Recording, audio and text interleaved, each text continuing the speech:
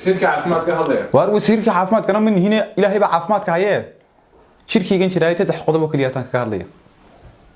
mid waa isbitaalada caalamku markuu qof xanuunsado gargaarka degdega la garaaca qofkii halkiisa jiifi ugu yimaadeen halkiisa kula hadlaan xanuunka inagana qof xanuunsanaya inaga la laadsanayna waynu qaadaynaa waynu ku tuntunsanaynaa dhakhtarkiinu geynina dhakhtarka markii geeyno waxa la oranayaa halkaas ka dhigo halka lacagta ku soo bixiya waxay lacag bixiyaan xaafadda qofkani ka xanuunsaday saddex waqti ma cunaan waqti kaliya cunaan shil ilaahay leema haystaan qofkana qabsin baaba ku dilaacayo in yar hadii dib loo soo dhigo dhimanaya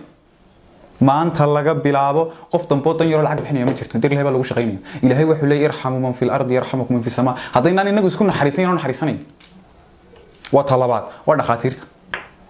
aad bay u liitaan dhakhaatiirteenu aad bay u liitaan tayadooda iyo professionalkooda intuba qalliin badar ka dhakhaatiir galeen qofkii goos kaga dhex tagayeen caloosha ku toliyaan waliba kow ma hoo laba ma hayta magaalada ka dhacda ama dhakhtar baad la fadhiisanaysaa maqaaxi nin baa idin soo hormaraya fartu ugu fiiqay xukunaysa qosliya oo ka kii gacanta liigu siday xasbunallahu wa ni'mal wakiil qofku ma gaariba miyaad marka hore adigoo professional ayman meesha ama kan ku bartay ku hornaya qalliinkii liigu siday dadkani ma xoolaa marka waxa maanta laga bilaabo aan furayaa kulliyad tababar oo dhakhaatiirta kaliya taa oo practical ah si dadka lagu aamino dadkan waa sababta gooskii mariyaha uga dhex tagayaan ummadda qodobka saddexaad waa kiniinadan qof walba iska iibsanayo ummadda iyaga isku qorata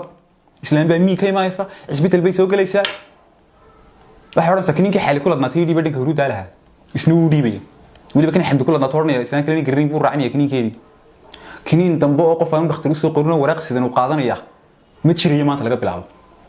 hal qodob baan ku darayaa fartan qalqaldan ee dhakhaatiirtu iska qorayaan marmarootin ilaali cid fahmaysa jirin ka dawada iibin dhakhtarku isla fahmayaan mooyaan ilaahay baa ku waajibiyay ilaahay baa cadaabay farxaad iyo quraan farda buu qalqalo aan dhakhtar qoraya ma jirto wixii la isla garanayo la wada akhri karayo baa muddo loo qoraya qodobka ugu dambeeya kaga baxaya isbitaalka guud ee dawladda waxaan ku soo korinayaa waa taxliisha qof kasta markuu dawooyinkiisa soo qaato uu irbadihiisa iyo qalliinkiisa wixii soo mar waarka taxliisha la marinaya waa lagu tufayaa